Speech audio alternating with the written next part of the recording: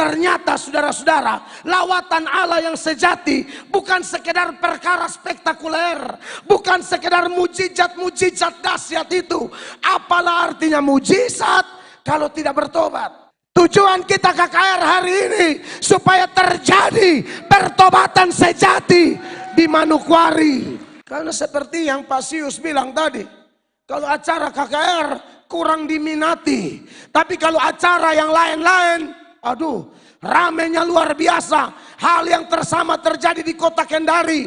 Hal yang sama disampaikan oleh Ketua Sinode Gap Sultra, Gereja Protestan Sulawesi Tenggara. Dia bilang, kalau ibadah orang kurang berminat, tapi kalau olahraga sampai baku pukul, ini baru enak katanya. Padahal olahraga tidak salah, tapi Alkitab berkata latihan badani terbatas gunanya. Ibadah berguna dalam segala hal karena mengandung janji baik untuk hidup sekarang maupun hidup dalam kekekalan nanti setelah kita putus napas. Tapi saya bersyukur sejauh mata memandang, saya melihat wajah-wajah yang lapar dan haus akan kebenaran, wajah-wajah yang rindu firman Allah.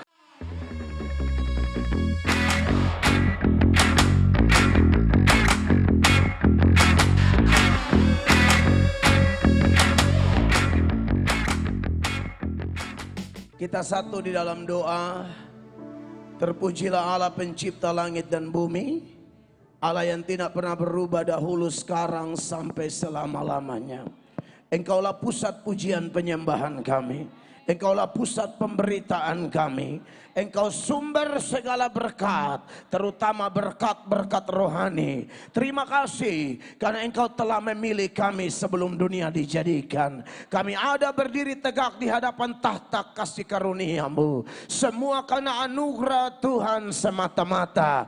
Bukan barang kebetulan hamba ada di kota Injil ini. Sungguh bahwa semua ada dalam skenario-Mu. Engkau Allah sutradara agung yang berkata bahwa rancangan-Mu bukan rancangan kecelakaan, tapi rancangan yang mendatangkan masa depan, hari depan yang indah gilang gemilang. Kami bersyukur dipersatukan dalam kasih-Mu. Kami percaya firman-Mu bahwa di mana ada kerukunan, di mana ada kasih persaudaraan, kesanalah berkat-berkat Allah diperintahkan. Bahkan lebih daripada itu, ketika 2-3 orang berkumpul dan sepakat, Yesus Tuhan, Engkau ada di tengah-tengah kami. Terpujilah nama-Mu. Kami cinta padamu karena Engkau lebih dahulu mencintai kami.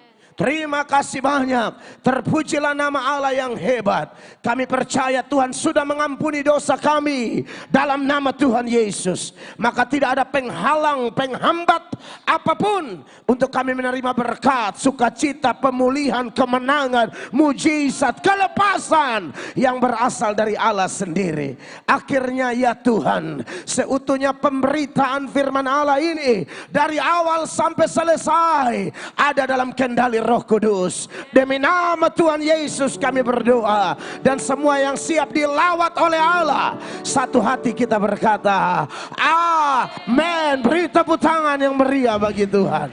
Haleluya. Silakan duduk Bapak Ibu terkasih. Luar biasa. Silakan duduk kawan-kawan pelayan yang diberkati Tuhan. Luar biasa sekali. Aduh, istri saya lupa bawa air. Air saya yang sudah itu deh, satu cukuplah. Puji Tuhan. Saya bersyukur ada di tengah-tengah Bapak Ibu sekalian. Semua karena anugerah Tuhan.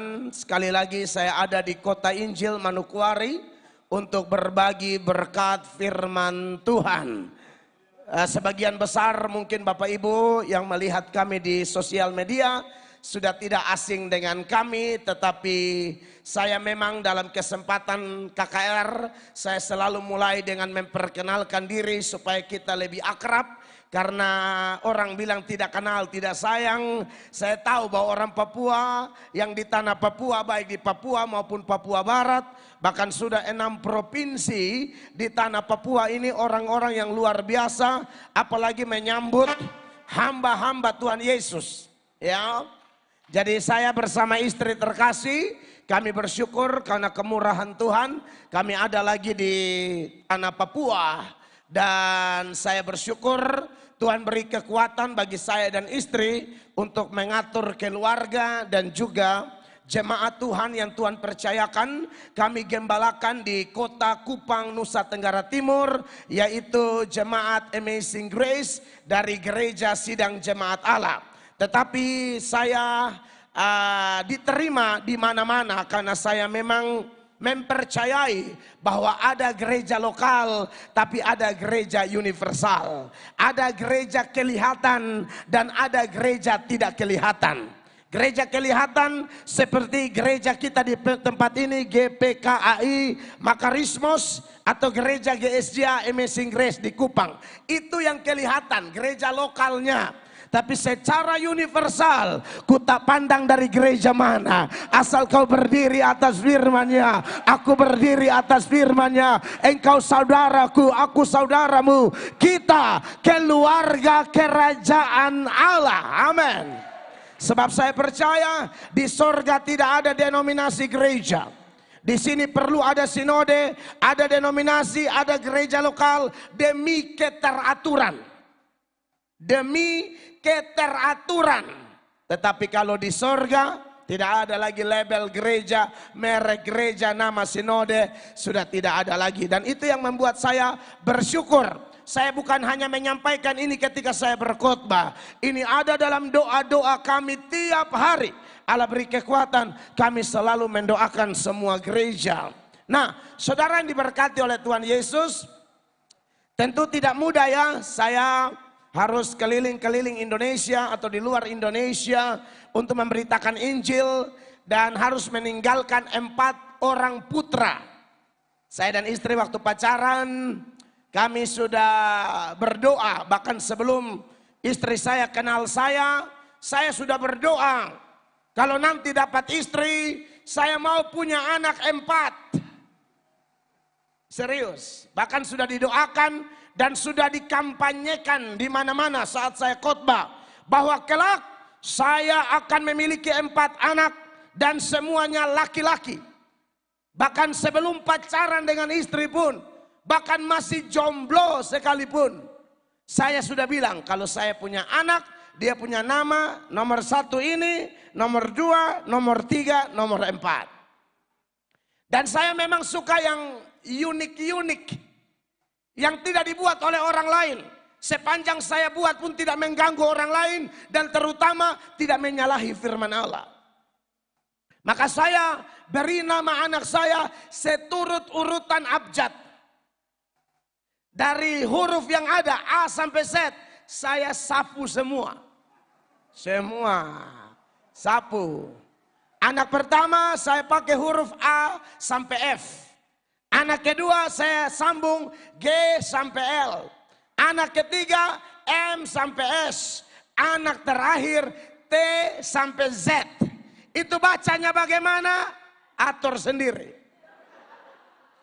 Pokoknya bisa dibaca lah, ya kan? Anak pertama namanya Absdef. A, B, C, D, E, F. Itu bacanya Absdef. Itu cari seluruh tanah Papua. Sejak Tuhan cipta ini Papua, tidak ada orang nama Absdef. Tanda sapu mulut, Bapak Sius. Bapak Ketua Sinode, Bapak Pendeta, Bapak Clinton. Ya, semua saudara-saudara saya, tidak ada orang nama begitu. Jadi saya rasa ini pun tidak kebetulan. Allah skenariokan. Lalu anak kedua G sampai L bacanya Gitskel. Ini sudah, kalau yang sudah biasa. Tapi kalau yang belum, oh itu omong ludah tempias kemana-mana. Anak ketiga M sampai S bacanya Mnopkirs. Ya. Anak keempat T sampai Z bacanya Tuvexis. Itu nama anak-anak saya. Ada artinya. Absdef, anak berkat, cinta damai, empati firman. Gitskel, generasi haus Injil, jalan kehidupannya lurus. Nopkirs, manusia nyatakan otoritas, power, quality raja surgawi. Tuvexis, kita dua masih pusing. Nanti baru kita pikirkan artinya. Kami lagi berdoa. Pasti artinya selalu ada hubungan dengan Tuhan Allah. Itu saja. Tapi mereka punya nama lengkap juga. Yang nomor 1, Abstef Melchris Joinis Hormoatok. Gitskel Melchris Michael Hormoatok. Nopkis Melchris Daniel Hormoatok. Tufexis Melchris Samuel Hormoatok. Jadi ada nama tengah. Supaya kalau mereka pusing, pakai yang tengah toh. Pokoknya seperti itu. Istri saya waktu pacaran saya sudah sharing ke beliau. Nanti nama anak kalau kita jadi dan menikah. Nanti nama anak ini. Istri saya ternyata setelah menikah baru dia bilang. Dulu tuh saya pikir bercanda. Saya bilang, oh saya tidak ada bercanda di hidup saya. Saya omong serius semua ini. Tidak ada bercanda. Jadi waktu melahirkan anak pertama dokter tanya. Nama siapa? Abstef. Dokter bingung, itu nama dari mana? Sudah tulis saja Abstef. Tidak usah terlalu banyak tanya, tulis saja. Dan puji Tuhan Bapak Ibu terkasih bahwa anak-anak kami sehat-sehat semua.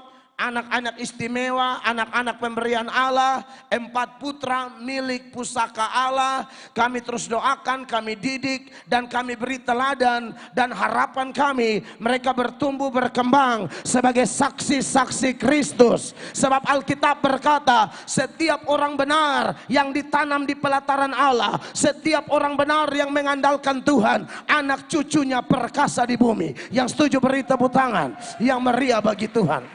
Orang benar anak cucunya perkasa di bumi. Dia mewarisi negeri. Amin. Dan itu harapan saya. Setiap kali saya masuk tanah Papua, saya harap orang-orang tua di Papua betul-betul menyembah Allah, betul-betul mengenal Allah, supaya anak cucu kita mewarisi negeri ini. Negeri ini tanah Injil untuk kepentingan kerajaan Allah. Amin. Itu harapan kita semua. Saya bersyukur bahwa dari tahun ke tahun sejak saya berdoa minta kepada Tuhan, Tuhan saya rindu KKR di Papua. Allah mulai bukakan ke Jayapura, ke Biak, ke Timika, Tembagapura, lalu ke mana lagi? Pokoknya keliling-keliling, Sorong, Maibrat, Manokwari, nanti pulang dari sini lanjut KKR di NTT, setelah itu terbang ke pegunungan. KKR di Wamena. Habis dari Wamena pulang lagi KKR di Kupang lagi. Lanjut terbang ke Bintuni. Dan sisa apa yang berikut. Sampai Pak Sius bilang, Pak Mel di anak Papua. Saya rasa betul juga. Karena Tuhan selalu buka supaya saya datang ke Papua. Dan saya berdoa biar kehadiran hamba-hamba Tuhan, saya dan semua penginjil yang lain sama di mata Tuhan. Ketika kami injak kaki di sini, kemuliaan Allah dinyatakan. Amin, saudara-saudara. Puji Tuhan bahwa ketua panitia sudah sampaikan bahwa KKR ini panitianya kilat. Dan di dalam live malam ini di channel YouTube yang sedang menayangkan siaran langsung, juga tulis di situ KKR kilat. Kilat artinya kita dilawat Tuhan. Wow. Nama KKR kilat ini akan saya kombinasikan dengan tema yang terambil dari 2 Korintus pasal 5 ayat 11 sampai ayat 21. Dan sepanjang khotbah ini saya berharap jemaat memberi perhatian, baik yang di sini maupun yang sedang ikut live streaming. Berkat yang sama, mujizat yang sama, pertolongan yang sama, lawatan yang sama, kiranya dinyatakan bagi kita yang membuka hati kita. Namun malam ini jemaat terkasih, saya memilih memulai dengan satu nats di dalam Injil Lukas pasal 7 ayat 16. Injil Lukas pasal 7 ayat 16. Kalau Bapak Ibu sudah menemukan ayatnya, oh ada di layar di depan. Saya ajak dalam hitungan ketiga kita baca ayat ini sama-sama ya. Injil Lukas 7 ayat 16. 1, 2, dan 3. Semua orang itu ketakutan dan mereka memuliakan Allah sambil berkata, seorang nabi besar telah muncul di tengah-tengah kita dan Allah telah melawat umatnya. Saya suka dengan kata melawat umatnya, karena ini kan KKR kilat toh. Kita dilawat Tuhan. Saudara yang diberkati oleh Tuhan Yesus Kristus, biasanya kalau bicara tentang lawatan Allah, itu sama dengan bicara tentang kehadiran Allah. Dan kalau kita bicara lawatan Allah atau kehadiran Allah, selalu istilah ini dikaitkan dengan perkara-perkara spektakuler. Misalnya, di dalam teks yang kita baca sebagai nats pembuka, Lukas pasal 7 ayat 11 sampai ayat 17. Di sana ada cerita perjumpaan dua rombongan. Rombongan yang pertama adalah rombongan duka cita yang dipimpin oleh seorang janda yang kehilangan anaknya, yaitu janda dari Nain. Rombongan yang satu adalah rombongan sukacita, rombongan yang dipimpin oleh Kristus. Kalau Bapak Ibu baca secara keseluruhan seperti itu. Perjumpaan rombongan sukacita dan rombongan duka cita ini melahirkan perkara spektakuler. Anda bisa bayangkan, seorang janda hanya memiliki satu anak. Anak yang menjadi harapannya saudara-saudara. Dan kelihatannya memang hanya tinggal berdua. Dia dan anak laki-laki. Suaminya sudah meninggal. Dan dalam alam berpikir tradisi kebudayaan orang Yahudi, seorang janda yang punya seorang anak, anak itu menjadi tumpuan harapannya, anak itu menjadi andalannya. Tapi apa yang menjadi andalannya, apa yang menjadi tumpuan harapannya, meninggal, diambil oleh Allah. Kurang lebih mungkin seperti pengalaman Pasius. Pasius sangat mencintai istri. Tapi beberapa tahun yang lalu Allah memutuskan mengambil istri tercinta. Saudara yang diberkati oleh Tuhan Yesus, tetapi sungguh dahsyat dan luar biasa perjumpaan dua rombongan yang sangat kontradiksi secara perasaan ini. Ketika Yesus berjumpa, dan kita tahu ketika Yesus berjumpa dengan rombongan ini, mujizat terjadi. Orang mati bangkit. Maka keluarlah ayat ini. Semua orang itu ketakutan dan mereka memuliakan Allah sambil berkata, seorang nabi besar telah muncul di tengah-tengah kita dan Allah telah melawat umatnya. Kapan Allah melawat umatnya? Menurut teks ini dan menurut pandangan umum, ketika terjadi mujizat, ketika terjadi sesuatu yang tidak alamiah. Mujizat itu artinya sesuatu yang tidak alamiah. Kalau yang alamiah itu bukan mujizat. Saudara tidak makan 2 hari lalu kelaparan, nah itu biasa, normal, alamiah. Tapi kalau tidak makan 2 tahun, 2 tahun tidak makan, tidak lapar-lapar, mujizat itu. Nah itu baru namanya mujizat. Kalau kita jalan di atas air tenggelam, mujizat. Tapi kalau kita jalan dan kalau kita jalan dan tenggelam, alamiah, bukan mujizat. Kalau kita jalan dan tidak tenggelam, itu namanya mujizat. Jadi mujizat adalah sesuatu yang tidak alamiah. Saya perlu sampaikan ini karena kadang-kadang ada orang Kristen yang bersaksi, dia tidak bisa menempatkan kata mujizat dengan tepat. Oh, saya naik motor hari ini, mujizat. Saya bisa makan nasi, mujizat. Itu kurang tepat, itu berkat. Mujizat itu istilah yang sangat ketat artinya. Mujizat itu tidak biasa. Saudara telinga putus tiba-tiba muncul kembali, itu mujizat. Mata satu hilang tiba-tiba lengkap kembali, mujizat. Tapi kalau hanya naik ojek, penyertaan Tuhan. Amin. Berkat Tuhan. Kadang-kadang saya lihat di persekutuan doa, khusus kami di NTT sana, asal pegang mic, kasih kesaksian, semua mujizat habis. Ke WC juga mujizat, ke kantor juga mujizat.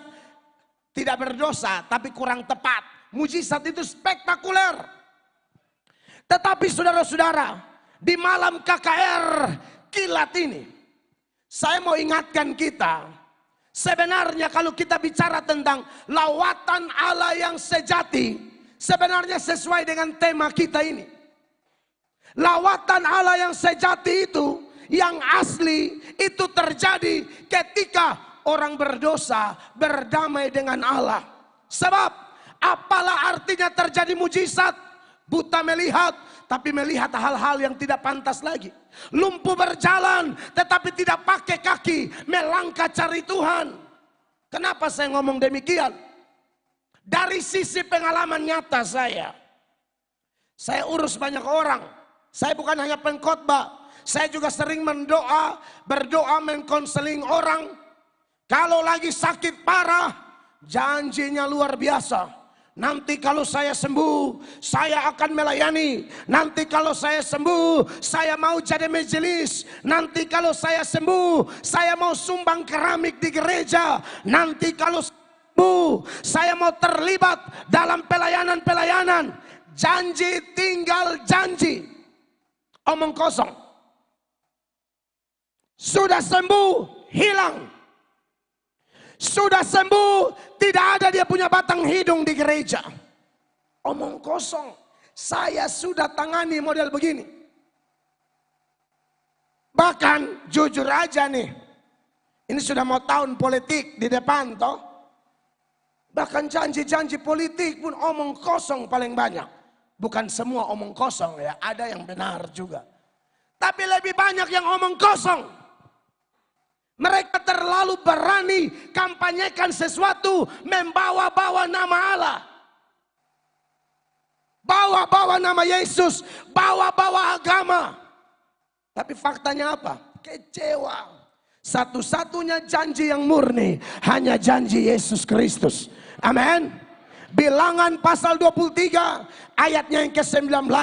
Ayat itu mengingatkan kita, Allah bukan manusia sehingga ia berdusta. Apa yang difirmankannya akan digenapinya. Tidak mungkin Allah menyesal. Perhatikan, dengarkan ayat ini. Yang istri punya? Oke, mic salah satu yang dikasih 2 tadi. Sudah hidup bagian bawah, Mak? Biru. Oke, coba, Mak. Belum, Pak. Bilangan 23 ayat 19. Mic-nya belum hidup ya. Ada 2 mic yang dikasih ke kami untuk istri saya bantu baca ayat. Semoga hanya kesal. Oke. Sudah coba? Cek. Sudah, kasih besar sedikit. Istri saya suaranya agak lembut jadi harus kasih besar. Cek. Tambah besar. Cek. Tambah besar. Silakan Ibu. Allah bukanlah manusia sehingga ia berdusta. Bukan anak manusia sehingga ia menyesal. Betul. Masakan ia berfirman dan tidak melakukannya. Amin. Atau berbicara dan tidak menepatinya. Hal yang senada di Mazmur pasal 12. Ayatnya yang ke-7, di sana mengingatkan kita semua, satu-satunya janji yang paling murni hanya janji Tuhan. Mazmur 12 ayat 7. Janji Tuhan adalah janji yang murni. Amin. Bagaikan perak yang teruji 7 kali dimurnikan dalam dapur peleburan di tanah. Jadi kalau ada janji pernikahan yang goyang, janji apa lagi? Janji pelayanan yang mengalami goyang, ada janji politik yang goyang, itulah manusia. Tetapi kita bersyukur kita punya Yesus yang luar biasa. Dan sepanjang 2 Korintus pasal 5 ayat 11 sampai ayat 21 ini, khusus di ayat 17, firman Allah berkata, jadi barang siapa yang ada dalam Kristus, dia adalah ciptaan baru. Amin. Yang lama sudah berlalu, sesungguhnya yang baru sudah datang. Kalau yang lama mungkin lidah bercabang, kalau yang lama mungkin tipu-tipu, kalau yang lama mungkin omongannya tidak bisa dipegang. Tapi siapa ada dalam Yesus, dia memiliki karakter Yesus. Amin. Sesungguhnya itulah tanda orang mengalami lawatan Allah yang sejati. Sebab sekali lagi, kalau hanya bicara mujizat, saya ingatkan di mana-mana kalau saya KKR bahwa Tuhan bisa bikin mujizat, setan juga bisa bikin mujizat.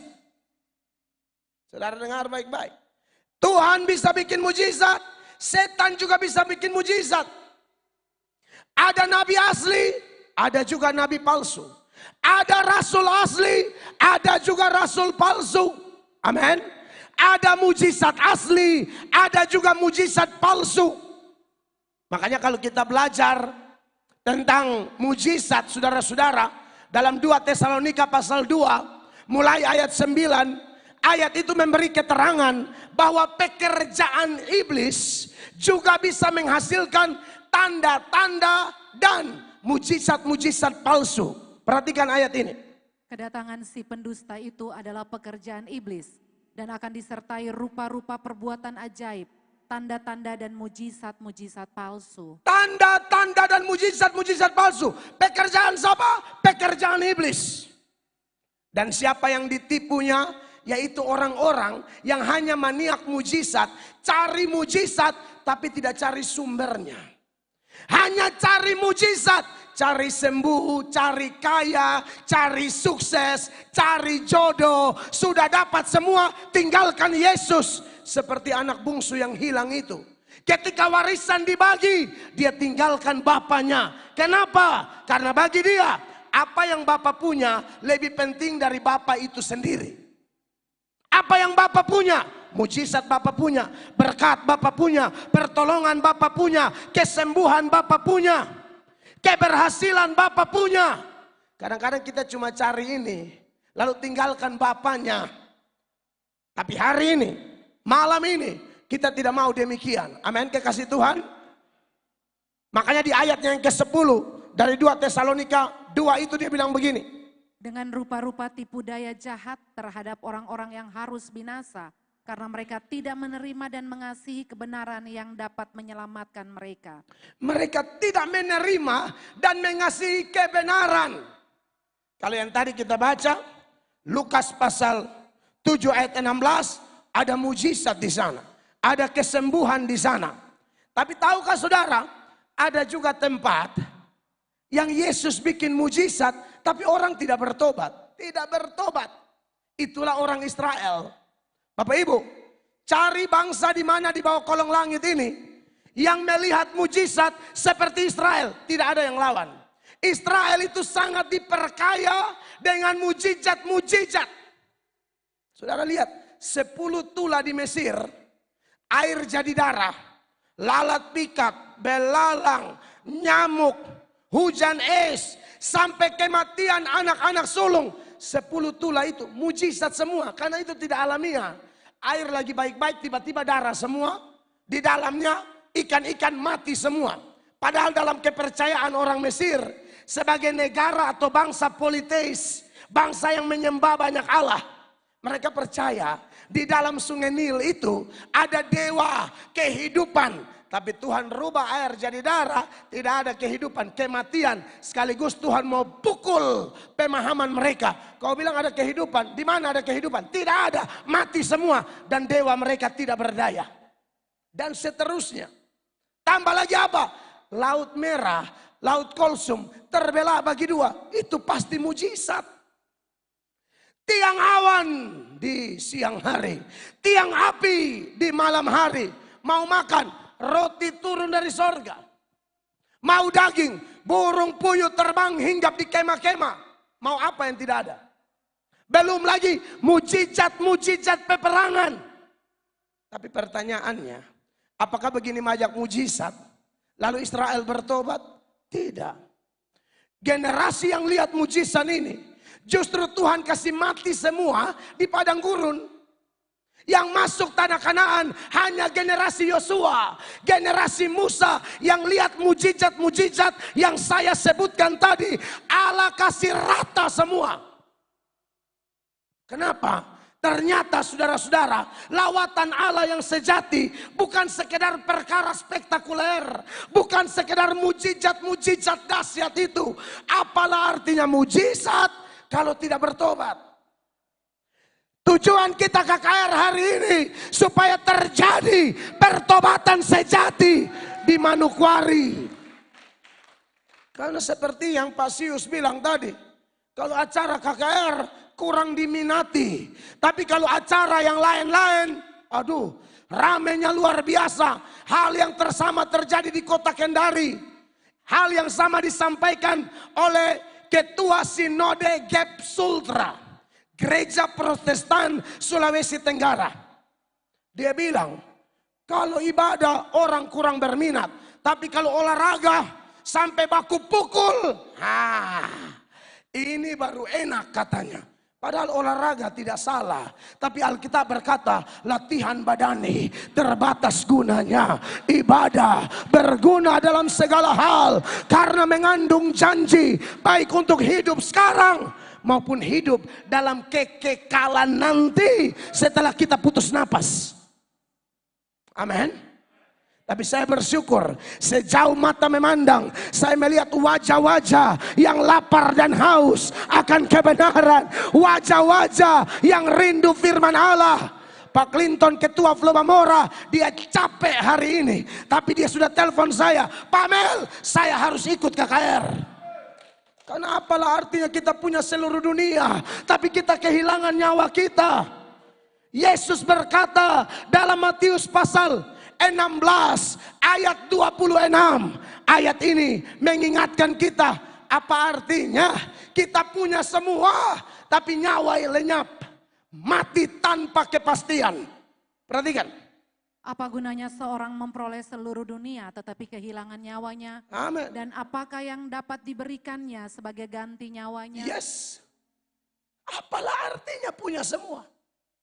Ayo bilang apa? Aku datang dengan telanjang, aku kembali dengan telanjang.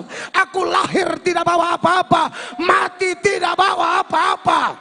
Kalau aku punya apa-apa, semuanya titipan. Dan anak Tuhan yang sejati, kalau dia punya apa-apa, dia tidak makan bagi dirinya sendiri. Dia mau bagi demi kepentingan Tuhan, demi kepentingan masyarakat. Dan pemimpin jenis ini yang kita butuh di tanah Papua Barat. Pemimpin jenis ini yang kita butuh di Indonesia. Kita tidak boleh remehkan perbuatan baik sekecil apapun. Alkitab berkata apa? Bahkan engkau memberikan air secangkir saja kepada anak kecil ini, karena dia adalah muridku. Engkau melakukannya bukan untuk dia, engkau melakukan untuk Tuhan. Dan engkau tidak akan kehilangan upah. Aman kekasih Tuhan. Kalau air secangkir saja tidak kehilangan upah, apalagi ikan bakar. Haleluya. Itu upahnya lebih besar. Aduh, datang Manokwari selalu enak makan ikan. Ya, saya datang dulu juga Pak Clinton bawa saya makan ikan. Ikan enak sekali. Makan daging terlalu banyak ini juga berat juga. Kita masih mau umur panjang. Saudara-saudara yang diberkati oleh Tuhan Yesus, kita sedang menyoroti KKR ini. Kilat kita dilawat Tuhan. Tapi lawatan macam apa? Lawatan yang sejati. Lawatan yang asli. Bukan lawatan sesaat. Bukan lawatan sementara. Lawatan yang berdampak. Bukan hanya di perasaan semata. Tapi menyentuh sampai roh kita. Amin Bapak Ibu terkasih. Sebab yang saya katakan tadi. Bukan hanya Israel. Tapi keturunan Israel. Sampai zaman Yesus pun ada yang model begitu. Sudah lihat mujizat tapi tidak bertobat. Makanya di Matius 11 mulai ayat 20, di sana Tuhan Yesus mengecam beberapa kota yang tidak bertobat. Padahal di kota itu paling banyak terjadi mujizat. Perhatikan ayat-ayat ini. Lalu Yesus mulai mengecam kota-kota yang tidak bertobat. Yep. Sekalipun di situ ia paling banyak melakukan mujizat-mujizatnya. Terus? Celakalah engkau Korazim. Celakalah engkau Betsaida, karena jika di Tirus dan di Sidon terjadi mujizat-mujizat yang telah terjadi di tengah-tengah kamu, ya, sudah lama mereka bertobat dan berkabung. Tetapi aku berkata kepadamu, pada hari penghakiman, tanggungan Tirus dan Sidon akan lebih ringan daripada tanggunganmu. Betul.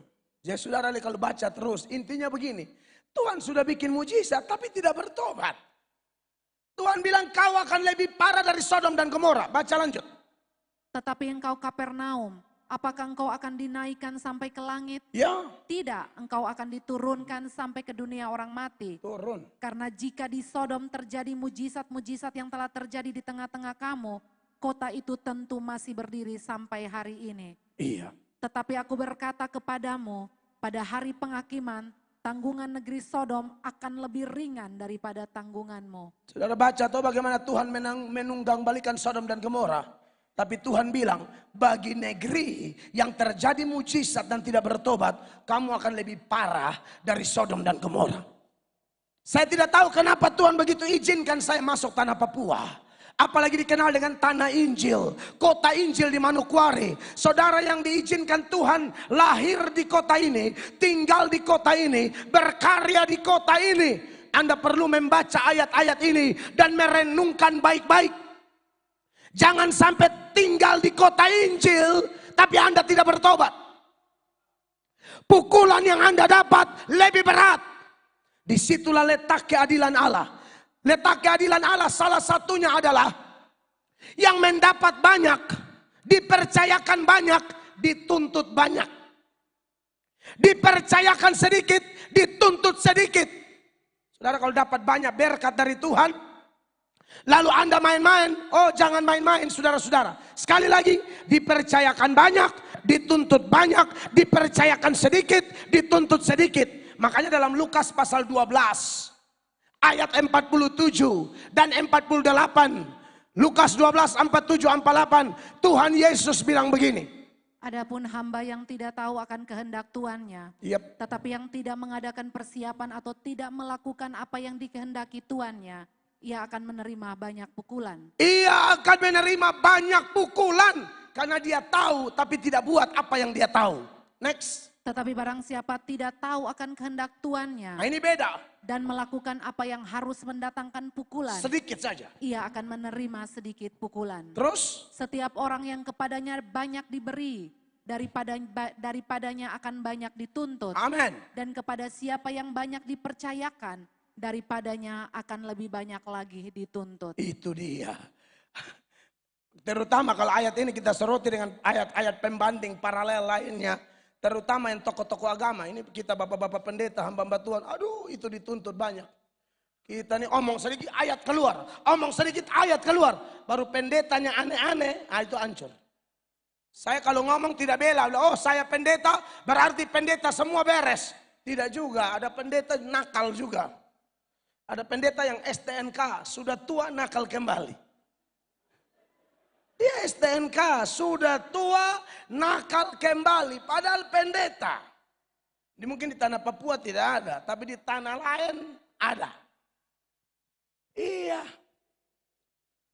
Tahun lalu saya kepala sakit. Saya juga mungkin saya anggap Tuhan punya maksud. Setiap ada pendeta selingkuh, pendeta yang saya kenal. Selalu saya minimal orang yang tahu pertama. Mau di dalam maupun luar negeri. Pendeta hebat-hebat. Pegang mikrofon khotbah luar biasa. Makanya saya bilang sama Bapak Sius. Saya kalau jalan-jalan sebisa mungkin Bapak. Saya bawa istri. Jangan bilang pendeta lu masih di dunia juga. Jangan main-main. Ini wewek gombel nih banyak di luar sana. Ada pendeta-pendeta. Benar. Saya makanya berusaha.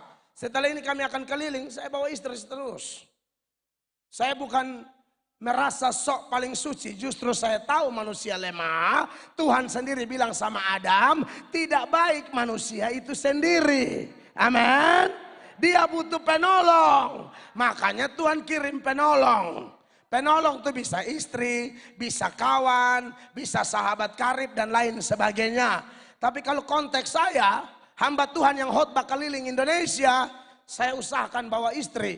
Apalagi nanti di Desember ini kan waduh, keliling Kalimantan, Sulawesi, segala macam. Saya pikir aduh saya ngomong sama panitia yang undang saya. Dan puji Tuhan mereka mengerti. Bahkan ada panitia-panitia yang bilang kami senang harus demikian Pak. Mereka senang kalau pendeta datang dengan pasangannya. Kita yang tahu banyak, terima banyak, paham luar biasa, lalu kita bikin aneh-aneh, pukulannya lebih berat. Salomo ketemu Tuhan 2 kali. Salomo ketemu Tuhan 2 kali. Tapi Salomo jatuh dalam cinta terlarang.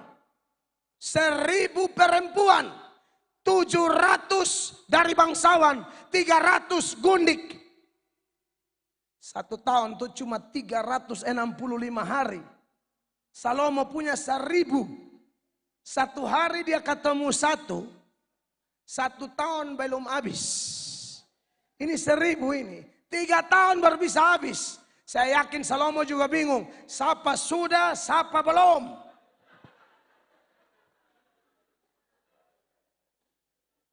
Sudah begitu lagi, beda iman semua.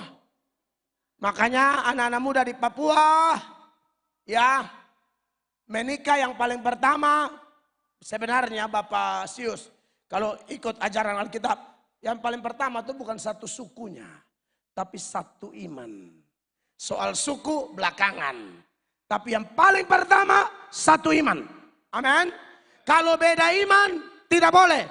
Jadi buat adik-adik cewek di Papua harus ingat 2 Korintus 6 ayat 14. Ya.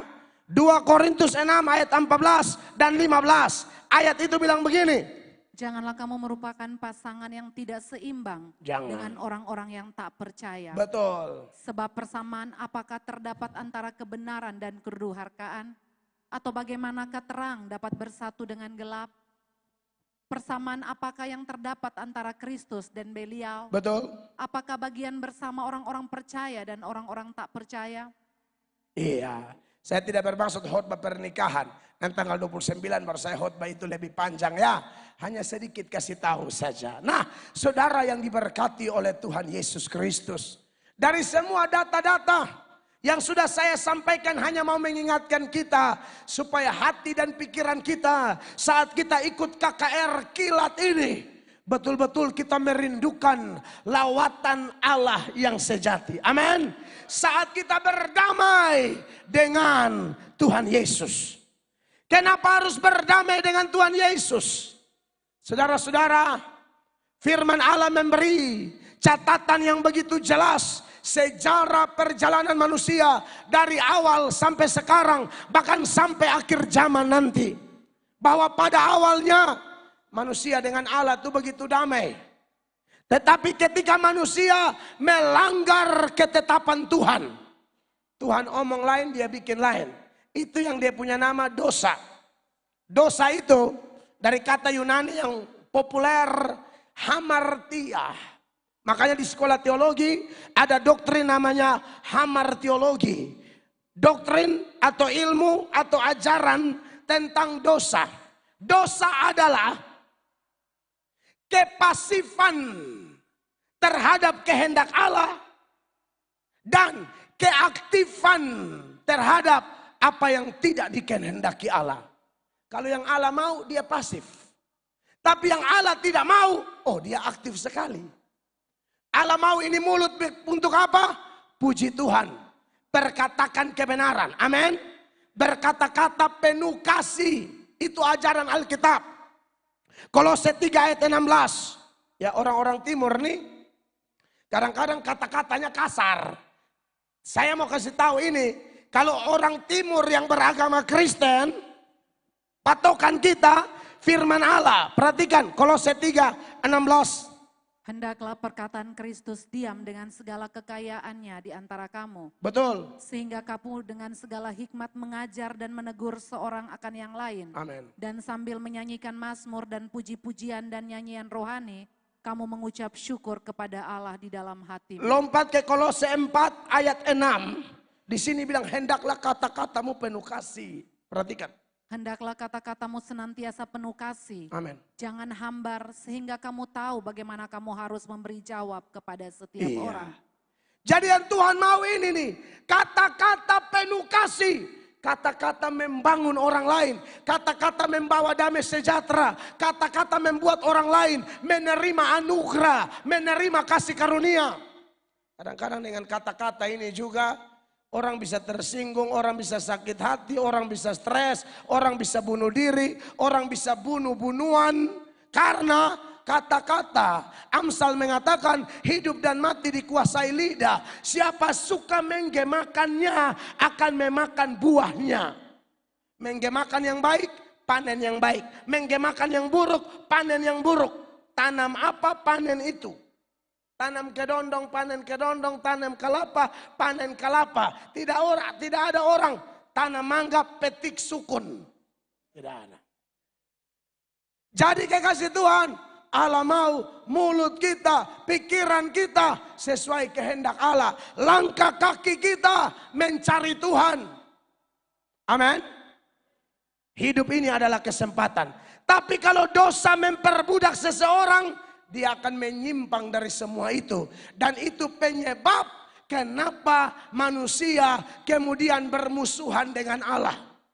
Dan ini tidak bisa diselesaikan dengan mujizat. Tidak bisa. Tidak bisa. Ini harus diselesaikan dengan cara berdamai dengan Allah. Titik. Di bagian lain firman Allah berkata apa? Bukan tangan Tuhan kurang panjang, bukan telinga Tuhan kurang tajam, tapi dosa dan kesalahan kita yang membuat Allah bersembunyi, itu yang memisahkan kita dari Allah. Tapi kita bersyukur, Yesus Kristus datang sebagai Raja Damai. Amin. Dia sudah melakukannya 2000-an tahun yang lalu di Golgota, dan itulah inti Injil. Saya tidak tahu lagi kalau hari ini KKR, tapi tidak menyuarakan itu bahaya. Saya anggap setan bekerja begitu rupa sehingga kadang-kadang KKR besar, orang menghabiskan biaya yang besar, tapi tidak ada penekanan Injil yang sejati yang merupakan sumber lawatan Allah yang sejati. KKR habiskan miliaran rupiah, ada orang yang melakukan itu. Tapi tidak tekankan Yesusnya, hanya tekankan sinodenya, hanya tekankan organisasinya, dan lain sebagainya. Maka saya beri hormat buat gereja ini, GPKAI Makarismos di Tanah Manokwari ini, yang melakukan KKR tapi oikumene. Amin. Ini luar biasa. Harusnya gereja Tuhan menekankan ini. Karena Yesus datang, dia mempersatukan antara Allah dengan manusia, antara manusia dengan manusia. Amin, kekasih Allah. Dan itu sudah Yesus lakukan. Tapi sekarang Tuhan Yesus sudah naik ke surga. Apakah lawatan ini masih bisa terjadi? Masih bisa. Dengan cara apa? Yang pertama, Allah mengutus hamba-hambanya untuk memberitakan Injil. Secara umum, cara Tuhan melawat orang adalah ketika Injil diberitakan. Makanya sebelum Yesus naik ke surga, dia memberi satu amanat yang disebut amanat agung. The Great Commission. Amanat agung itu diperuntukkan bagi semua hamba Allah. Bahkan semua orang Kristen tanpa kecuali. Dalam Roma pasal 10 ayatnya yang ke-13 dan seterusnya. Kalau ada orang berseru kepada nama Tuhan, dia akan diselamatkan. Tapi bagaimana dia bisa berseru kalau dia tidak percaya? Bagaimana dia bisa percaya kalau dia tidak mendengar tentang dia? Bagaimana dia bisa mendengar tentang dia kalau tidak ada yang memberitakannya? Bagaimana orang bisa memberitakan kalau dia tidak diutus? Saya yakin apa yang disaksikan oleh Pak Sius benar adanya. Saya datang ini pasti diutus. Amin. Walaupun Pak Sius tidak sengaja jam 12 malam gelisah, lalu nonton TikTok. Tapi sebenarnya itu ada dalam skenario Tuhan. Makanya Allah izinkan saya datang. Dan semua Bapak Ibu di sini, orang-orang yang akan menerima lawatan Allah. Kenapa? Karena Bapak Ibu melihat sungguh indah kehadiran hamba Tuhan yang bicara firman Allah. Makanya di dalam Roma 10 itu ayat 15 dia bilang begini. Dan bagaimana mereka dapat memberitakannya jika mereka tidak diutus? seperti ada tertulis betapa indahnya kedatangan mereka yang membawa kabar baik. Betapa indahnya kedatangan mereka yang membawa kabar baik. Nats pembuka yang kita baca, mereka bilang seorang nabi besar telah hadir di tengah-tengah kita. Hamba Tuhan lewat. Hamba Tuhannya tidak hebat. Yang hebat adalah yang mengutus dia. Kalau konteks di Matius 7 ayat 16, itu Allah sendiri yang menjadi manusia. Tapi dalam konteks sekarang, Bapak Gembala Sidang, Bapak Ketua Sinode, Bapak Evangelis, kami pendeta-pendeta tamu. Sepanjang kami datang demi kepentingan Injil. Kami datang tidak jaga perasaan siapapun. Kami menjaga perasaan sorga. Kami bicara tidak kompromi. Kami menyatakan hitam-hitam, putih-putih. Tidak ada area abu-abu. Amin. Maka diberkatilah semua orang yang menyambut hamba Tuhan. Karena faktanya ada juga yang menolak hamba Tuhan. Makanya di ayat 16 Paulus tulis curahan hati Nabi Yesaya, bilang begini. Tetapi tidak semua orang telah menerima kabar baik itu. Betul. Yesaya sendiri berkata, Tuhan, siapakah yang percaya kepada pemberitaan kami? Iya.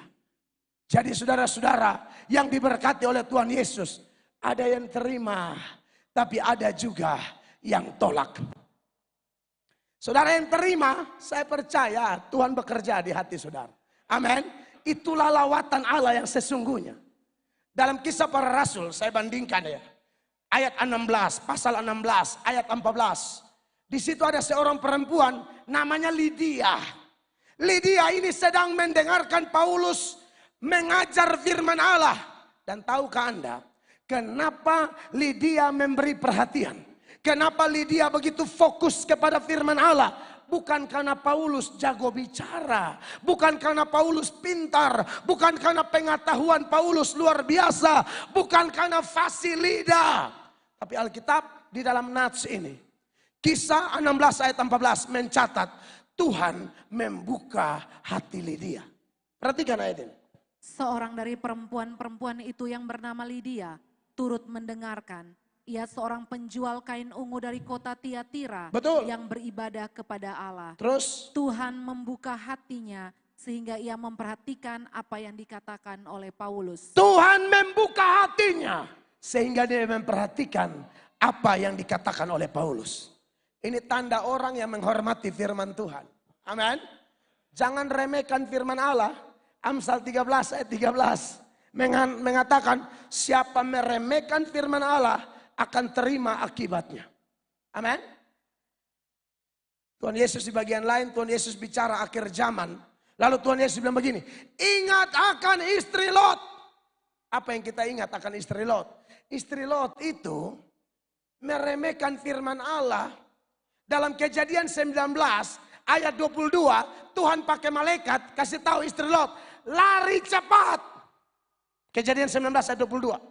Cepatlah, larilah ke sana sebab aku tidak dapat berbuat apa-apa sebelum engkau sampai di sana. Itulah sebabnya nama kota itu disebut Soar. Ini Mace 1 nih. Tuhan melalui hambanya malaikat. Dulu Tuhan pakai malaikat, sekarang Tuhan pakai pendeta toh sebagai juru bicaranya bagi jemaat.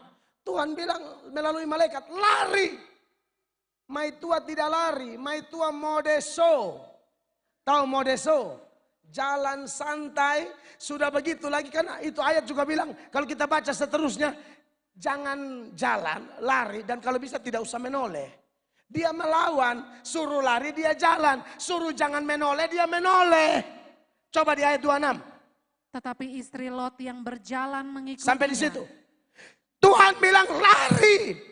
Dia bukan lari, jalan. Terus menoleh ke belakang. Lalu menjadi tiang garam. Saudara lihat di sini. Suami selamat, istri tidak selamat. Keselamatan Tuhan kerjakan di Golgota untuk semua. Tapi respon masing-masing. Jadi kalau Tuhan pakai suami Anda, Tuhan pakai istri Anda, Tuhan pakai keluarga Anda, Tuhan pakai pendeta Anda, tolong dengar mereka baik-baik. Amin. Jangan sampai Anda menyesal nanti. Kalau istri Lot tiang garam, ada yang melawan sini tiang masako. Biar rasa tiang Ajinomoto.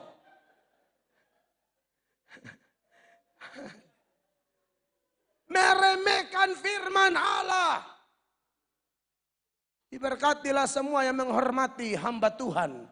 Dan tentu kita hamba-hamba Tuhan berusaha sebisa mungkin. Khotbah kita bukan khotbah tentang diri kita. Khotbah kita bukan lucu-lucu semata. Hari ini kalau bilang lucu, itu paling laku.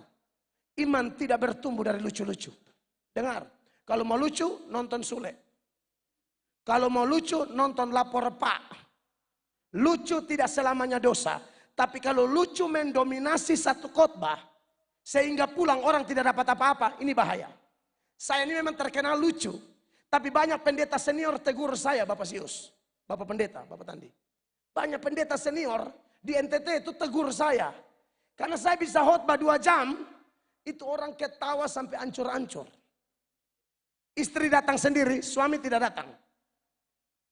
Pulang suami tanya, tadi khotbah apa? Istri bilang, kami tidak tahu, pokoknya lucu mau mati. Nah ini kan celaka. Saya percaya Allah juga punya selera humor. Saya percaya itu. Tapi hati-hati, humor sampai mengkaburkan inti Injil. Saya tidak mau diterima di Manokwari karena dia lucu, saya tidak mau. Terimalah kami karena kami beritakan Injil. Terimalah kami karena kami menyatakan kebenaran yang sejati. Amin. Memang kalau pertahankan lucu kelihatan lebih laku dan bisa lebih cepat kaya. Tapi kasihan, Tuhan bisa tampar kami. Saya tidak mau. Tidak ada Tuhan panggil, Mel saya panggil kau supaya bikin lucu. Tidak ada. Saya panggil kau beritakan Injil. Amin, kekasih Tuhan. Maka diberkatilah semua orang yang menerima hamba Tuhan. Percayalah kami cuma hamba. Bapak Gembala atau pendeta-pendeta sebelumnya sudah menanam. Saya datang hanya menyiram. Seperti Paulus berkata, aku menanam, Apolos menyiram. Tapi pertumbuhan adalah urusan Allah, bukan urusan kami. Makanya 1 Korintus 3 mulai ayat 5. Dengarkan ayat-ayat ini. 1 Korintus 3 ayat 5. Jadi apakah Apolos, apakah Paulus, pelayan-pelayan Tuhan yang olehnya kamu menjadi percaya, masing-masing menurut jalan yang diberikan Tuhan kepadanya. Amin. Aku menanam, Apolos menyiram, tetapi Allah yang memberi pertumbuhan. Iya. Jadi yang paling penting siapa? Karena itu yang penting bukanlah yang menanam atau yang menyiram, Bukan. melainkan Allah yang memberi pertumbuhan. Jadi melalui kesempatan ini saya juga bilang sama Bapak Ibu, berhenti mengidolakan pendeta. Yang Anda lakukan itu bukan mengidolakan, tapi mendoakan. Banyak kita mengidolakan pendeta, lalu lupa mendoakan mereka. Saya mohon dengan kasih Kristus, doakan kami. Supaya mati jangan mati cepat. Maksudnya agak lebih lama sedikit. Karena kami mau beritakan Injil. Apakah salah hamba Tuhan minta dukungan doa dari jemaat?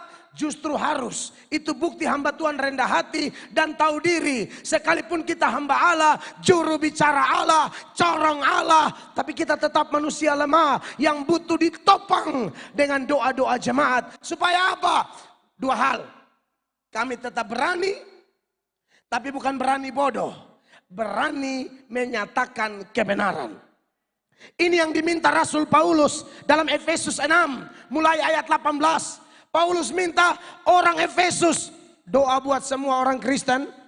Tapi jangan lupa doa buat saya juga. Doa buat Rasul Paulus. Supaya Rasul Paulus kenapa? Dengarkan ayat-ayat ini. Dalam segala doa dan permohonan, Ya. berdoalah setiap waktu di dalam roh dan berjaga-jagalah di dalam doamu itu. Amin. Dengan permohonan yang tak putus-putusnya untuk segala orang kudus. Segala orang kudus itu artinya kutah pandang dari gereja mana seperti yang saya tekankan tadi ya. Yang kudus dan am. Itu pengakuan iman Rasul itu Alkitabiah. Terus. Juga untuk aku. Untuk aku, ini Rasul Paulus nih, Anda bayangkan. Rasul saja minta didoakan, apalagi pendeta kecil kayak saya wajib didoakan. Perhatikan. Supaya kepadaku jika aku membuka mulutku, dikaruniakan perkataan yang benar. Amin. Agar dengan keberanian aku memberitakan rahasia Injil. 2 hal. Berani, benar. Ada yang berani tapi tidak benar. Beberapa saudara, saya suruh teman-teman mantan Islam yang saya baptis. Kan mereka mau bertobat. Ada satu, Pak Sius, Pak Clinton, Bapak Ketua Sinode. Benci sekali dengan saya. Orang Islam. Maki-maki saya. Karena istri dan anaknya, awalnya saya tidak tahu mereka keluarga Islam. Istri dan anaknya sudah bergereja di tempat saya. Saya kan tidak tahu. Namanya gereja saya itu saya tulis di depan gereja. Bengkel orang berdosa. Gereja kan bukan tempat kumpulan malaikat-malaikat toh. Gereja ini kumpulan orang-orang kotor yang sudah diselamatkan oleh Yesus. Tapi terus mengalami perbaikan demi perbaikan. Terus menerus sampai masuk lubang kubur. Kan begitu. Tidak ada kita sempurna. Nah, jadi datanglah mereka. Saya tidak tahu. Bapak ini juga datang. Dia berdiri jauh. Saya kaget karena dia tunggu anaknya sekolah minggu. Ruangannya ibadah umum dan sekolah minggu itu berdekatan. Lalu dia maki-maki saya. Dia ini saya tikam dia. Dia jengkel. Saya tidak tahu. Inilah konsekuensi jadi hamba Tuhan. Saudara, tiba-tiba corona. Tidak bisa tahu gereja, social distancing. Dan kita harus online saja. Tapi saya sebagai gembala, saya ambil tindakan kunjungi satu-satu tetapi jaga. Hanya masker, jaga jarak, saya mau doakan. Saya cari nomor orang ini, saya tidak tahu, saya pikir dia Kristen. Saya telepon, Pak, namanya Iskandar Ahmad Saleh. Tapi dia tidak saleh, makanya dia mau bunuh saya. Iskandar Ahmad Saleh ini saya telepon. Lalu dia kaget sekali kok saya mau telepon dia. Saya bilang, Pak, saya mau ke rumah, saya mau doakan. Lalu dia jelaskan panjang lebar, dia bilang, Pak Mel, saya senang Pak mau datang. Tapi saya harus kasih tahu Pak, saya Islam. Hah? Karena awalnya dia benci, tapi lama-lama dia duduk ikut ibadah. Saya tetap tidak tahu. Dari situlah titik saya tahu dia buka semua. Karena saya bilang begini, kalau memang Pak tidak mau saya pergi, karena rumahnya langsung di samping masjid. Kalau memang Pak tidak mau saya pergi, bagaimana kalau Pak yang datang ke rumah saya? Boleh. Akhirnya dia datang dan dia cerita, oh ternyata mereka keluarga Islam. Tapi singkat cerita, satu keluarga menyerahkan diri dibaptis. Apakah saya hebat? Tidak hebat. Dia memusuhi saya sebelumnya. Tapi akhirnya kita jadi sahabat. Ini yang Tuhan bilang dalam Amsal 16 ayat 7. Kalau Tuhan berkenan kepada jalan seseorang, musuhnya bisa didamaikan dengan dia. Baca ini ayat. Amsal 16 ayat 7. Jikalau Tuhan berkenan kepada jalan seseorang, maka musuh orang itu pun didamaikannya dengan dia. Setelah itu saya pesan sama dia, Pak, kalau sudah jadi Kristen, tolong jangan hina agama lamamu. Saya tidak mau. Iya, saya ini pendeta nasionalis masalahnya. Saya tidak benci agama manapun. Bapak kan bertobat keputusan sendiri, tidak ada paksaan. Tidak Pak, karena awal saya benci Pak, saya jengkel Pak. Tapi saya harus tetap antar anak saya daripada saya dan istri berkelahi. Tapi di minggu keberapa itu Bapak khotbah, saya punya hati tergerak. Minggu berikut lagi Bapak khotbah, saya seperti ditarik oleh sesuatu. Saya tidak tahu apa. Kamu ikut duduk katanya. Dia duduk awal dari kursi paling belakang, maju agak tengah, sampai maju paling depan. Dari tepuk tangan model kayak ikan botok. Ikan sapu-sapu tepuk tangan belum lincah. Sampai tepuk tangan, angkat tangan lincah. Makanya saya pikir Kristen. Tahu-tahu dia cerita, saya sudah niat mau bunuh Bapak. Tapi Tuhan bekerja lain. Tapi saya pesan sesuatu, Pak, bersaksi tentang Yesus, jangan hina agama lain. Jangan hina agama lama Bapak. Bersaksi saja tentang iman Bapak yang sekarang. Karena saya pun tidak setuju kalau ada agama lain. Walaupun dia dulu mantan Kristen atau mantan pendeta. Seperti Yahya Waloni sekalipun. Saya tidak mau dia otak-atik agama saya. Maka semua orang yang saya bimbing, saya juga tidak mau Anda ganggu-ganggu agama lama Anda. Fokus belajar tentang Yesus. Berdoa supaya seperti apa yang Paulus bilang. Kita menyampaikan kebenaran. Tapi dengan keberanian. Keberanian tapi dengan kebenaran. Jangan berani tapi berani bodoh, nanti masuk penjara. Kan banyak yang begitu toh. Hina-hina agama orang masuk penjara. Percuma, ini negara hukum. Kita hidup di negara hukum, jadi setialah kepada Injil. Amin. Jadi kekasih Tuhan. Kapan orang dilawat Allah? Ketika hamba-hamba Tuhan datang menyuarakan perdamaian. Makanya dalam ayat yang dipasang di tema 2 Korintus 5 ayat 11 sampai 21. Coba baca mulai ayat 18 sampai ayat 20. Dia bilang begini, 18. Dan semuanya ini dari Allah, yang dengan perantaran Kristus telah mendamaikan kita dengan dirinya, dan yang telah mempercayakan pelayanan pendamaian itu kepada kami. Terus. Sebab Allah mendamaikan dunia dengan dirinya oleh Kristus. Amen. Dengan tidak memperhitungkan pelanggaran mereka. Amin. Ia telah mempercayakan berita pendamaian itu kepada kami. Siap. Terus. Jadi kami ini adalah utusan-utusan Kristus. Betul. Seakan-akan Allah menasihati kamu dengan perantaran kami. Amin. Dalam nama Kristus kami meminta kepadamu, berilah dirimu didamaikan dengan Allah. Cocok dengan tema kita. Seakan-akan Allah menasihati kamu dengan perantaraan kami. Berilah dirimu didamaikan dengan Allah. Disitulah orang mengalami lawatan Allah yang luar biasa. Damai dengan Tuhan, hidup indah luar biasa. Amin, saudara-saudara. Damai dengan Tuhan itu ada sukacita, ada ketenangan. Orang yang sudah damai dengan Tuhan, percayalah kita akan berjalan walaupun dalam lembah kekelaman. Kita tidak lari. Saya mesti kasih tahu ini. Orang damai dengan Tuhan itu lembah kekelaman. Mazmur 23 ayat 4. Di lembah kekelaman itu Raja Daud lari terkencing-kencing atau dia jalan? 4, coba baca. Sekalipun aku berjalan dalam lembah kekelaman. Sampai di situ. Lembah kekelaman itu gambaran keadaan dalam pemikiran orang Ibrani. Itu gambaran keadaan tidak ada sukacita, keadaan tidak nyaman, tidak enak. Tapi sekalipun tidak nyaman, tidak enak, kita tidak lari ketakutan. Kita jalan di dalam. Ini menggambarkan ketenangan. Beda dengan orang fasik. Amsal 28 ayat 1. Amsal 28 ayat 1. Orang fasik tidak ada yang bikin apa-apa, dia ketakutan. Perhatikan. Orang fasik lari walaupun tidak ada yang mengejarnya. Siapa yang kejar kau? Kok kau lari? Terus? Tetapi orang benar merasa aman seperti singa muda. Orang fasik begitu, tidak ada yang ganggu dia, tidak ada yang bikin dia curiga. Ini mereka racun saya nih. Mereka mau swanggi saya. Anak Tuhan tenang, sekalipun ada swanggi, percayalah setan ada kuasa. Swanggi ada kuasa. Tapi Tuhan Yesus maha kuasa. Amin. Betul, swanggi ada. Alkitab saja akui, penyihir ada, kok swanggi ada. Tapi silakan kau susun kekuatan. Baru kau lihat nanti siapa lebih hebat. Amin, kekasih Tuhan. Yang pertama bagaimana Allah melawat kita sekarang. Mengutus hamba-hamba Tuhan. Yang kedua, bagaimana Allah melawat kita. Tuhan itu berbicara dari luar melalui hamba-hamba Allah. Tapi berbicara dari dalam melalui Roh Kudus. Amin, kekasih Tuhan. Makanya orang yang percaya kepada Yesus, menurut Efesus 1 ayat 13, dia dimeteraikan dengan Roh Kudus.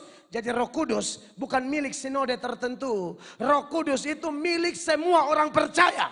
Amin. Jangan ada gereja yang mengklaim, oh gereja saya ada Roh Kudus, gereja lain tidak ada Roh Kudus. Itu terlalu dangkal di dalam kekristenan kamu. Jangan begitu. Semua orang percaya, tidak peduli sinode mana, di bangsa mana, asal dia percaya ada Roh Kudus. Nah, orang yang ada Roh Kudus inilah yang memiliki damai yang sejati lebih dahsyat lagi. Karena manifestasi buah roh, kasih, sukacita, damai sejahtera, dan seterusnya. Sampai penguasaan diri. Oleh karena itu, saudara yang diberkati oleh Tuhan Yesus Kristus, saya percaya bahwa dengan adanya Roh Kudus, kita mengalami lawatan Allah lebih dahsyat. Amin. Pengakuan iman kita luar biasa. Karakter kita luar biasa. Pelayanan kita luar biasa. Dan kita dipakai untuk memenangkan orang lain bagi Kristus. Amin. Kiranya khotbah saya yang sederhana pada KKR ini mendatangkan sukacita, mendatangkan pemulihan. Setiap orang yang menerima Yesus mendapatkan Roh Kudus. Itulah lawatan